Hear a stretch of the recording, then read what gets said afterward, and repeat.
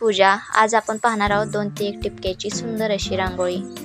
देवघरात काढण्यासाठी अतिशय सोपी आणि सुंदर रांगोळी आहे. त्यामुळे व्हिडिओ स्किप न करता शेवटपर्यंत नक्की बघा. आणि ज्याला कोणाला ही रांगोळी आवडली असेल त्याने व्हिडिओला लाईक आणि चॅनलला सबस्क्राईब नक्की करा. धन्यवाद.